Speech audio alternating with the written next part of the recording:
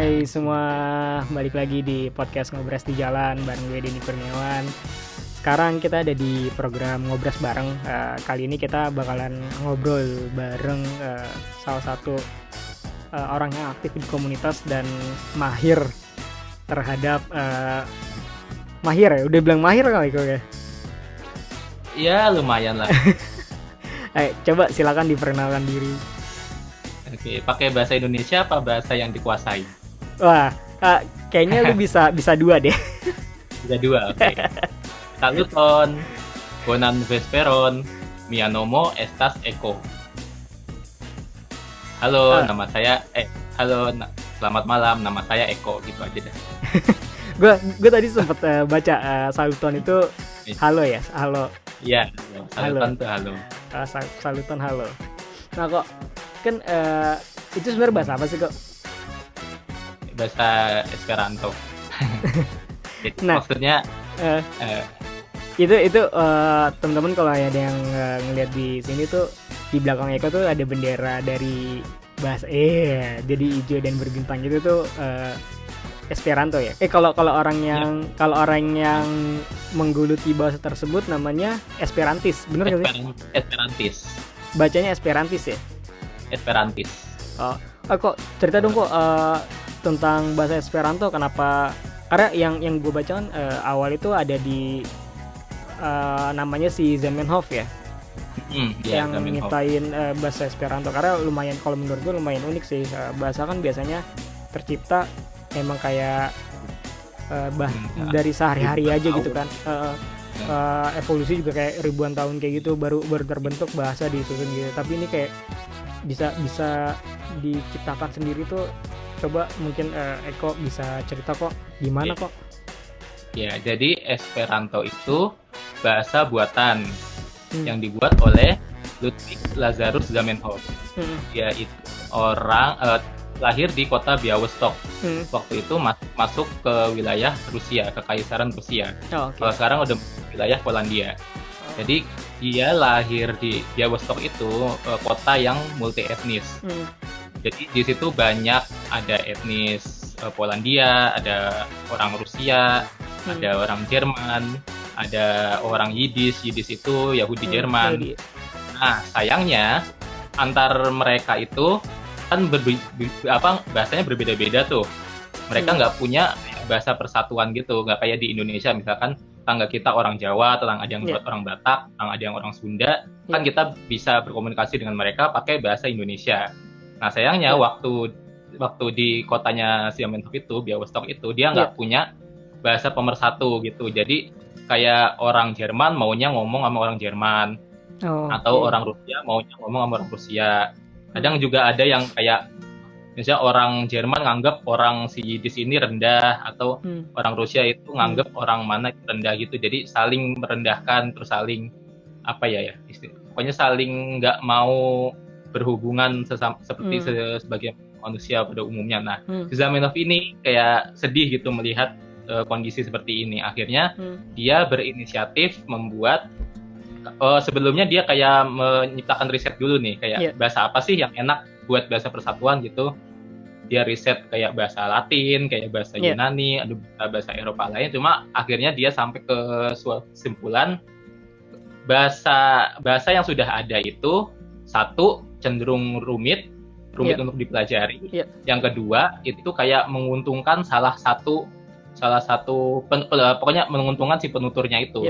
Misalkan seandainya si Zamenhof ngambil bahasa Polandia, kan enak tuh orang Polandia nggak usah belajar lagi, ya kan? Atau misalnya dia bahasa Rusia, kan kayak enakan orang Rusia. Akhirnya dia kayak berinisiatif menciptakan suatu bahasa yang simple, sederhana, pokok teratur dan netral. Terciptalah bahasa Esperanto gitu. Oke. Makanya bahasa Esperanto itu kebanyakan kayak dari serapan bahasa Latin gitu nggak sih kok? Iya, jadi sekitar, karena itu risetnya tadi ya, dia riset. Ya kayak sekitar Zamenhof itu sebenarnya bukan orang bahasa benar. Jadi dia itu dokter mata, cuma memang kayak dia pinter bahasa juga gitu. Jadi kalau nggak salah itu sekitar 75% kosakata Esperanto itu dari bahasa-bahasa di rumpun Romanik kayak Spanyol, Soalnya. Prancis, Itali, Iya. dan sebagainya. Terus sekitar 20 20-an persen gitu dari bahasa bentar gue lupa.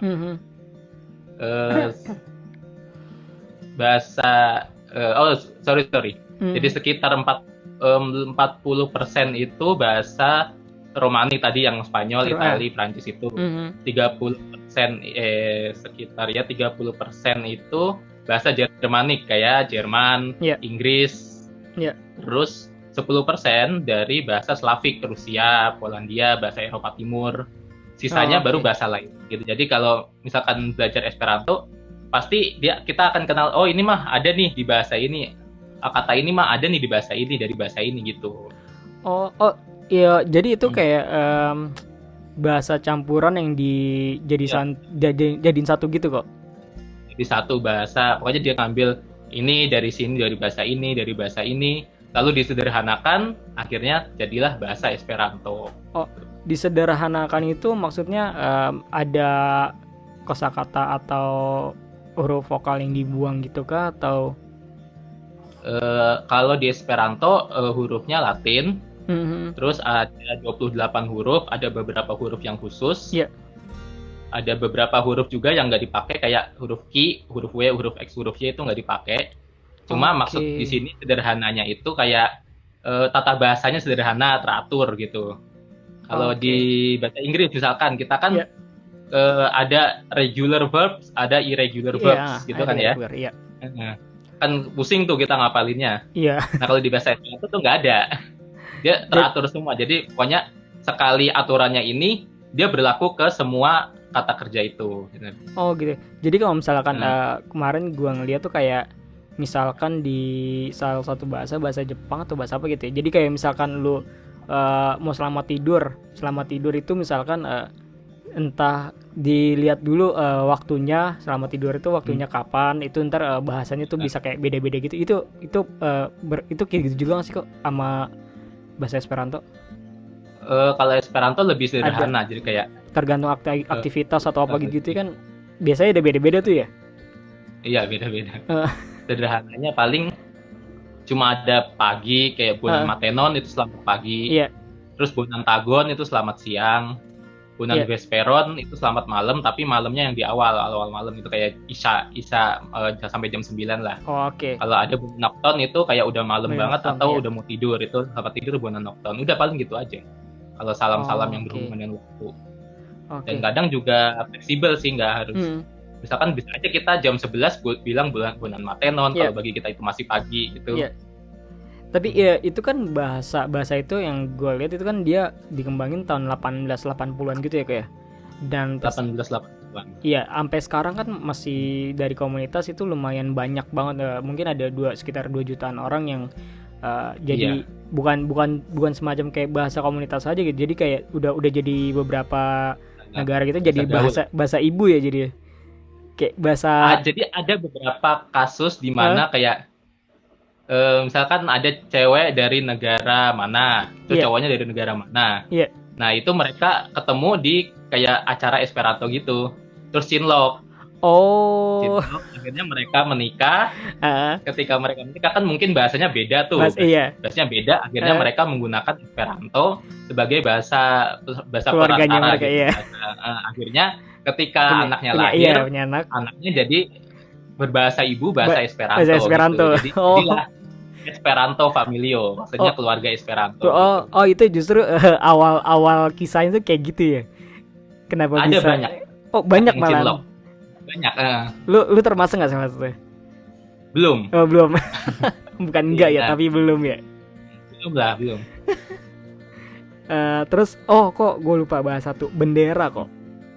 Bendera. Awal mula bendera, nah itu yang belakang lu itu apaan kok? Karena gini, gue nggak tahu sih, kayak gue waktu itu baca di Facebook lo gitu, lu sempat pernah diusir sama ini ya, security dari gedung parlemen di Australia gara-gara lu ngibar bendera itu. Mungkin kalau kan lu bilang itu hanya bendera komunitas kan. Kalau misalkan lu ada di Indo pun, di sini pun, kalau misalkan orang yang nggak ngerti itu bendera apa disangkanya lu kaum separatis Iya, gitu kan. banyak. Pemberontak gitu karena lu ngibarin. Separatis ini. Iya. Cerita dong kok bendera kenapa Bendera, ya. awal-awal mulai kayak gitu bendera. Gue sih Benderanya belum dapat ininya apa namanya artikel tentang bendera Filosofi. Esperanto. Iya. Kenapa kok? Gimana kok? Jadi kalau bendera Esperanto sendiri itu seperti yang dilihat di belakang gua, terdiri dari warna dasarnya warna hijau, di pojok kiri itu kan karena kamera gua kebalik. Iya. Jadi ada bagian putih, di tengahnya ada bintang hijau. Iya. Hijau itu melambangkan perdamaian. Oh, Nah, oke. Nah, bintangnya itu melambangkan 5 benua. Jadi kayak punya harapan 5. bahwa Esperanto itu tersebar ke seluruh dunia. Gitu. Nah, cuma kan memang ini kan bendera bahasa saja ya, sebagaimana partai punya bendera, sebagaimana mungkin anggota kelompok apa punya bendera. Jadi itu sebenarnya netral aja. Cuma kan orang yang nggak tahu mungkin gimana nyangkanya kalau yang di Australia itu sebenarnya emang itu sih kan itu di depan gedung parlemen gitu ya, itu kan kayak mungkin kayak ring satunya gitu, jadi mungkin si polisinya itu juga agak khawatir, wah ini jangan-jangan mau bikin gerakan separatis ini gitu.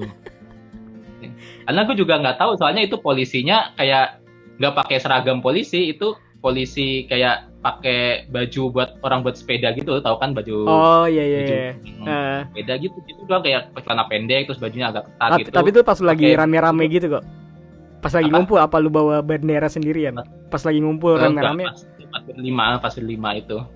Pas dipoto, terus pokoknya di depan gedung parlemen itu agak baru beberapa kali foto tuh kayak ada yang nyamperin gitu, terus ngomong sama temen gua. Kebetulan teman gua ada yang waktu itu ada orang Australia asli yang ikut. Kayak ngobrol-ngobrol gitu, terus intinya sih kayak dilarang mengibarkan bendera lain gitu. Bendera lain meskipun bendera bahasa doang gitu. Iya. Untuk menjaga kayak karena ring 1 juga kan, daerah ring 1 juga gitu. Terus akhirnya lu foto nggak pakai bendera dong? Akhirnya ya sempat berapa kali foto ada bendera, cuma ya abis itu kita nggak bendera lagi. Ngumpet-ngumpet ya? Ya, ngumpet-ngumpet. Itu bendera itu dibikinnya lambangnya pas si Zamenhof itu atau setelah berkembangnya bahasa? Jadi Zamenhof sendiri yang membuat filosofinya gitu. Oke. Jadi kalau teman-teman lihat di layar ini ada di belakang Eko ada bendera Esperanto, terus di sebelahnya kanan Eko mungkin kayak kanan lo ada kayak itu apa tuh kok yang bahasa yang Esperanto tulisan itu? Ini. Itu tulisannya apa? Parolas Esperante. Parsias. Parolas Esperante. Saya berbicara bahasa Esperanto. Wah. Berarti lu di dalam komunitas Esperanto di sini tuh memang cukup dikenal banget ya kok ya. Kalau orang mau belajar Esperanto patokannya kayak kok gitu. Nggak bisa ada, tapi ada beberapa teman gue juga sih yang lebih terkenal dari gue.